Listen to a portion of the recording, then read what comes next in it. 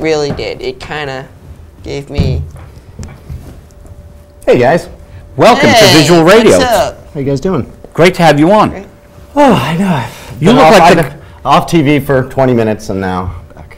You look like the guy that used to do a show with me last year on Friday nights. Remember that? You remind me of somebody who used to host Soapbox with me way back in the day. It was fun. 2 years ago. Have you already held up this poster? Yep. Yeah, but you can pull one of the other color ones out. I You look love this style poster. It's very Take cool. them. Take a few. I'm going to take one. Up, Sure. uh, You Take can't three. really see. That's the tower that's prominent in the movie. That's in, I don't know the name. Dubai. Of it. It's in Dubai, and there is quite an astonishing action sequence. You and Anthony went to the movie. Yes, we did not see it in IMAX. We just saw it regular screen, whatever. And I think that it was awesome. The action is so much fun, you know. It's like every action scene was well thought out, and there was almost none of it was like logical, obviously. Like none of it, like in terms of like, there's one whole like magnetizing sequence that has like so many holes in that. Like that would have erased the computer. That would have been, it would have gotten, why weren't other metal things being sucked to that just as soon? You know, just like, but that doesn't matter. None of all that goes out the window. Even the SpiderMan thing I thought was a little bit hokey. Yeah, yeah. Yeah, oh yeah, exactly. Like it was, I mean, there, you know, he scales a building on like the 130th floor, and it's like, It's the largest building in the world. right, and it's not, I mean, it's not like, obviously you're like, oh, that's ridiculous, but it's so well done, and it looks so real, all the special effects are really real, and that made it like so much fun. But yeah, I mean, there was, I think Simon Pegg, I think you're right, too many jokes. Simon Pegg's like he's funny, I really like him, but just cutting out like 50% of his jokes. That's a good point. Maybe leave a little in. Yeah, because you do need the comic relief, and that's fun and stuff, but... Yeah. Dude, But you and I both discussed that. I mean, we both clicked on that it's just kind of... the movie starts in a prison where Tom Cruise is breaking out, and it's like action's very much like a Bond movie. Yeah. Starting with... Basically a Bond movie, yeah. It is. It starts with an episode. Yeah. And Except you know, there's no women, really. I mean, there's a woman in the movie, but she's beautiful. But he has no... There's not very much sexual tension between them. They don't play up a story between them. She's beautiful, isn't she? Oh, yeah. I mean, she's great. She also kind of looks like a female college basketball player. She's like a... Well, I don't mean that in a negative way. She's like built. She's built, but she's beautifully built. Well, that's her. And the thing about her is she's not really famous. No, I've never seen her before. She's only been in 5 or 6 minor things. And so, again, that's a Bond trick. Find a beautiful woman who's in the circuit, up and coming, make a star out of her. Right. So, the director, who's the director? Brad Bird. Brad Bird. Don't you think he's vying for the next Bond movie? In a way, he for sure, and for some, you know, this is his first live-action movie. Brad Bird got famous he did a couple Pixar movies. He did Ratatouille. Did you ever see that? The Incredibles. Yeah. Iron Giant, one of my favorite movies of all time, actually, animated movie. And he worked for The Simpsons when The Simpsons were really kicking butt back like 12 years ago. So he's just such a good storyteller. Like all the action sequences have all these little devices that keep the audience engaged. Like every chase sequence, you know, they had like an iPad that showed where the bad guy was. So that you always know like where the action is taking place. Because I feel like in a lot of action movies recently, the fights are just chaos. You don't necessarily know what's happening. But when it would use all these little devices to be like, okay, we know, or there's a sandstorm, or there's something to make it visually really interesting instead of just people going shooting back and forth like a Western, you know. Well, that stuff is clever, you know. 2 important things that the Bond movies of the 60s did. They always had the Russians as a enemy, bad guy, and the little devices. That was the fun of the early Bond movies. Yeah. They used to have things for kids. When I was a teenager, they had spy stuff that was really cool, like these little fingers that would fly across the room. Really unique stuff that would be very credible today. Right. Because they were fascinating things for kids. And I really enjoyed growing up in the 60s with all this cool spy stuff. It was definitely the whole Cold War thing makes the Bond thing a little bit more topical, I guess I would say. But Bond movies have changed so much because I actually just watched Dr. No last night for the first time ever, a couple nights ago. and I thought it was awesome. And the suaveness is gone from the modern Bond movies, though. You know, like he's not like Pierce Brosnan. Remember, like he was the last one who was suave, but now Daniel Craig is like, it's like the new Bond movies have been like the Bourne Identity movies, like really grizzled and like no gadgets, just like socking somebody in the face, and you know, like a Mike Hammer novel. Yeah, and that's not Bond. I love Timothy Dalton as Bond. Because he's suave, you know. The Living Daylights. Yeah, I think he was only in 2. In 2, but the thing is that they weren't using all the gadgets. They actually were more stories. Yeah, it was less gadgets. I do remember he had a car in that one that could do practically anything. I remember it flips upside down at one point and it just goes boing and flips back normal. He's like, yeah, I got that on my car. I like. Yeah. Now the girl About with the good about the the car stunts. There was this one car. Well, there was this movie, Live Free or Die Hard. Yes, the 4th Die Hard movie. Yeah, I liked how they actually did that car. That he went out and then the car just went straight. He flew a car into a helicopter, I believe, is what he did, up a ramp and jumps out using the car as a missile. Yeah, that movie's not very realistic, but that's another movie that I love. The first Die Hard, and it gets so far. What's good about Die Hard is that John McClane, Bruce Willis's character, is like struggling the whole time. In the first Die Hard movie, he cries. You know, it's awesome. Like that never happens in an action movie. He's like picking glass out of his feet, and he's like, "What am I doing? I'm going to definitely die tonight." I think that's so great. And then by the 4th one, he's like on a Harrier jet, just like like surfing around. What the heck happened to him? You know, that takes the then the opposite sense with Bond. Like Bond should do an action sequence and his hair should be fine. He should never, you know, he should get like a drip of blood and just go nuts, you know, or like just have to straighten his tie, and that's an action sequence, you know. I don't need the grittiness. I like Scarface. Well, Scarface at the end of every scene has basically got like Coke caked to his face, but he takes it a bit too far. Die Hard would have been a really good template for more, but they veered off from it. You're right. Yeah. Great villain. You need a really good villain. I think that was. What do you? I think that the Mission Impossible villain was understandable. Like I think his motives were good, and actually I can get on board with it. I think he was a little bit lacking, though. He could have been more sinister, or they could have built him up a little bit better. You're right. But I think that his logic makes sense, you know, or like the bad guy in this movie just wants to nuke the whole world and start over, basically, which is obviously, that's insane, but is it? Well, they say genius and insanity, there's a thin line. Yeah, and he's serious. I mean, because you can see where you're like, that's a good point. If you just kind of wiped us all out and started Earth 2, we might be all, but not with all that radiation. It might take a couple 100 decades to, you know, again, get non-green potatoes out of the ground. Now, there are 3 movies out right now. The Sherlock Holmes, the sequel. Yes. There's the Ghost Protocol, and then there's the girl with the dragon tattoo. Yes. Which is a remake of a film made 2 years ago. Yeah.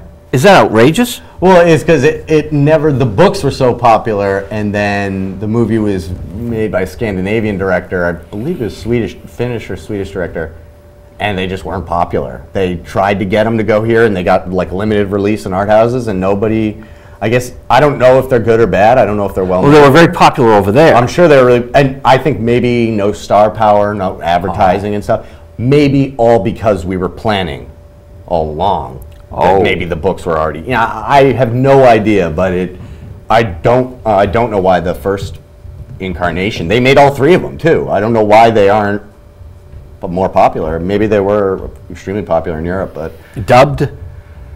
I mean, yeah. I mean, you can watch them on Netflix. I haven't bothered to. They're like out. I don't know. Yeah, I mean, I'm sure they're subtitled or. What an amazing phenomenon! They did it recently with a movie called "Let the Right One In," which is this really offbeat Swedish. I believe it's Swedish again. I'm sure if we were, somebody will get mad about that. That it's not. It's probably Finnish or something. They hate each other or something, or Norwegian.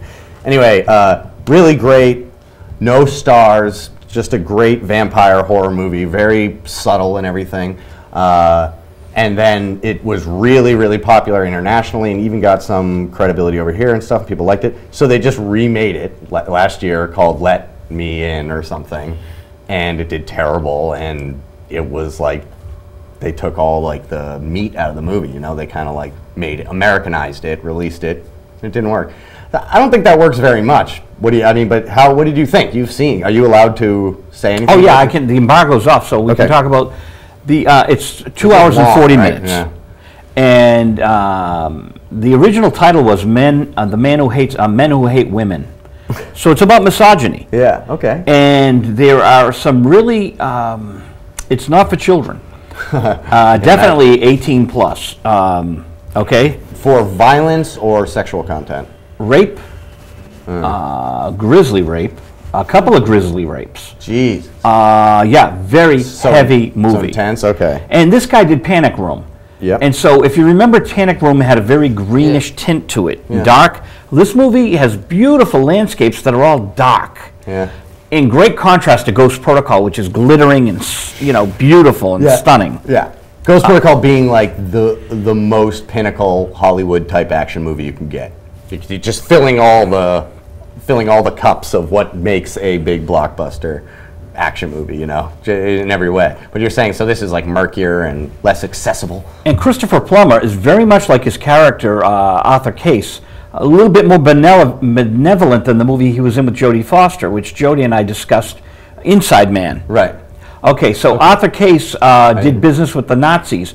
Well, in this movie, Christopher Plummer's brothers, two of his brothers did business with the Nazis, and one was a Nazi, and he embraced it. So you've got Nazism, and you've got misogyny, and you've got murders, and a murder mystery. It's very Agatha Christie too. Now, without giving too much away, I'm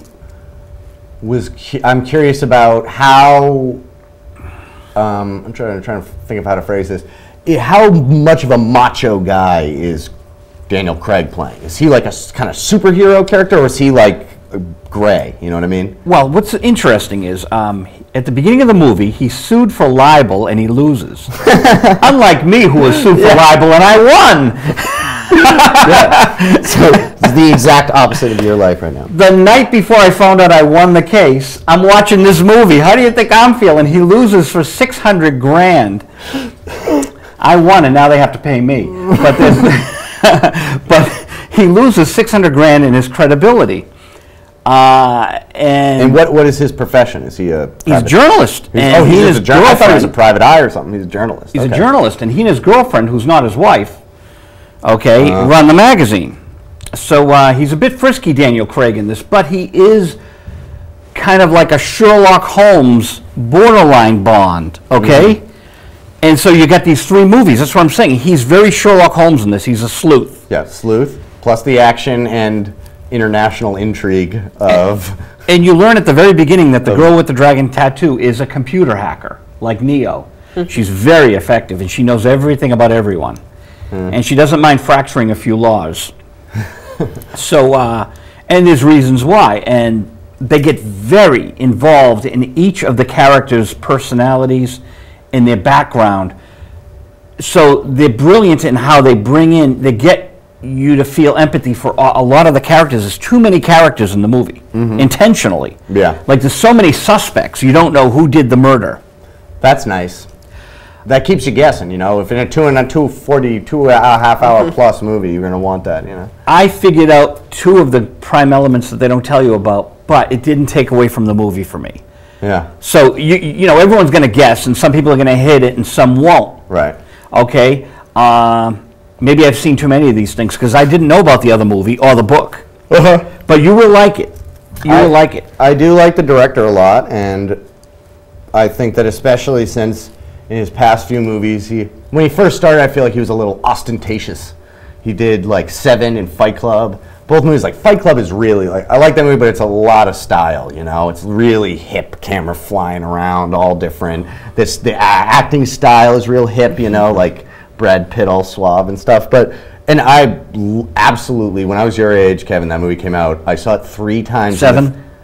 Fight Club. Fight Club. Well, I have an amazing story about Seven, too. I rented it, and my mom said, I never want you to watch that movie. It was on this... there was a few movies my mom never wanted me to watch. It was like Seven, Pulp Fiction, a few other movies that she had seen that she was like, no.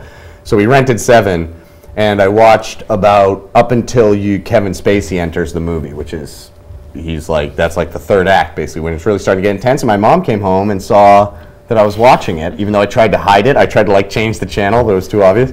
And she took the tape out and returned it and wouldn't let me watch it. So I didn't see the end of that movie. I was like up in the air about the whodunit and what was in the box and all this stuff for like 6 months until I eventually saw it again.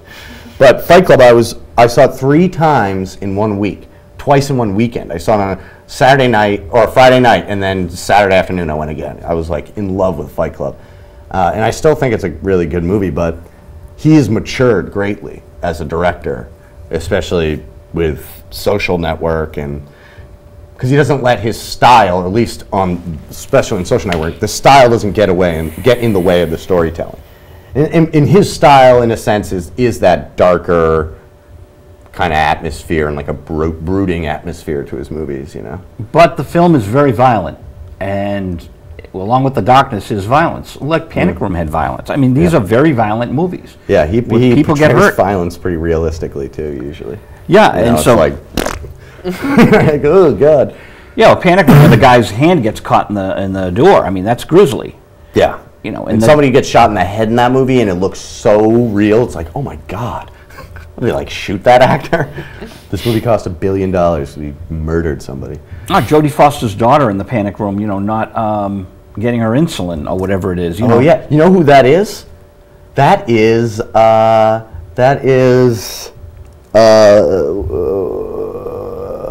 Breaking Dawn. That's the girl. Really? What's that girl? What the heck is her name? That's Belle the or chick? whatever. Bella. Yeah. What's her name? Wow. Kristen Swanson. Yeah. That's her as a kid. I thought it was a boy the first 10 minutes of the movie. Now, see, Jodie Foster started as a child star, so that's amazing. She knows what she knows. Jodie definitely knows how to pick the roles, too. I say Jodie like she's my buddy or something. But she's in a new movie directed by famous known pedophile Roman Polanski. Roman Polanski's new movie. It's called Carnage. It's based on a play called God of Carnage, which Anthony actually saw on Broadway, and it had James Gandolfini in it on Broadway, which must have been amazing. But it's just about 2 families, one more liberal, one more conservative, that meet up because their kids got in a fight on a playground, and one of them got a little bit injured, and they're just having a meal to. Wow. So that's called Carnage, and that is coming out soon. That looks exciting because I still think Polanski's got it. I still think he's good. Like, it doesn't... Well, he's a twisted genius, like Phil Spector. Yeah, I mean, so I guess what he really got in trouble for, the woman, what's her name? I wanted to say Shannon Tate, but that was his wife, who was murdered. Sharon Tate. Sharon Tate. It's too late for Sharon Tate. Did you know that story, Kevin? Roman Polanski's a film director. Oh, yeah. His wife was murdered by the Manson family. And you know why she was murdered? I don't remember exactly, but do we know? Is there? Yeah. Terry Melcher. I used to manage the late Jimmy Miller, the Rolling Stones producer, and Terry Melcher was getting. Who's Terry Melcher? Terry Melcher was Doris Day's son, who was a record producer for the Beach Boys. Okay. So Charles Manson wrote 1 or 2 songs for the Beach Boys. That's right. One of which is on the Spaghetti Western thing by the Guns N' Roses. They recut it. Appetite for Destruction? Or Spaghetti Western? The Spaghetti... Incident. Yeah, that CD. Yeah. Not Appetite for Destruction. So anyways, they cut the Charles Manson thing just for the PR aspect of it, but he's not a good songwriter. So... Terry Melcher wouldn't get him a record deal. He wanted to have him murdered, but Terry Melcher had left town and Sharon Tate was in his house. Wrong place, wrong time. It was a revenge killing for not getting a record deal. And Sharon Tate took the brunt of it. It's like Sharon Tate. Sharon. So while Charles Manson went to jail, he wrote a letter to Jimmy Miller, the guy that I managed, and he wanted Jimmy to produce him. I said, "What did you do?" Jimmy goes, "I never responded." Yeah, I wonder. Kind of sounds like It's not like he's ever going to tour. You know, I don't think he's getting out. He's alive still, isn't he? Oh yeah. it kind of sounds Kind of not fair that he's still alive. It kind of sounds like Poltergeist. What happened to most of the actors that Wasn't died? that crazy? Was it Poltergeist or was it The Omen? No, the Poltergeist. Poltergeist. What is the story? People died making that movie, or Yeah, people died The director died. The director's Tobe Hooper. He didn't die. No, the old lady. Zelda, whatever. Yeah. Zelda. I love Zelda. The little girl died. The mother died. Oh, that's right. The little girl died. Carol Ann. Yeah. Yeah. That is creepy. Zelda's gone now. That's why you never build a house on an Indian burial. You just moved the headstones. You didn't move the bodies. That's the climax of that movie, in case you're wondering. That's Coach is in that movie. What's his name? Greg T. Nelson. Oh yeah, that's right. That's weird that he's in that movie. The scene in that, there's two funny things about that. There's two scenes that are horrible. One, my brother was watching that movie when we had HBO when we were like 8 years old or something. He was downstairs watching it, wasn't supposed to be. And there's like the scene where the clown moves, and he got so scared that he just ran upstairs and left the TV on all night. In that movie, I hated when the little girl is staring at the TV and she says, "They're here." That just freaked me out. Yeah, it's terrifying. But it makes for a good last scene. And then when I heard that the people that played in that movie died after that, I kind of got that second thoughts like, holy crap. It's scary. I think that somebody also, I think someone might have died, sorry.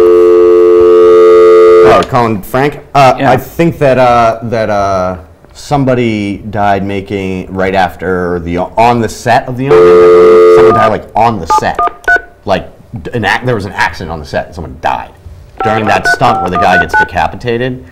You might want to check that movie out. It's pretty good. All right, so Frank Delastrito is coming up. Wait, what? He's in Mexico. We don't know if we're going to get him. Okay. This is our Christmas edition, people. Thanks, Joe, for being on it. What's the Yes, movie? I have to go close something down. Hi, is Frank there? Oh, you got the wrong number. Sorry. What do you know about Beyond Tomorrow? Well, hopefully Frank will be... We have a couple of minutes, but let's try to get him in Mexico anyways. Yes. I will make sure your audience... Hi, guys.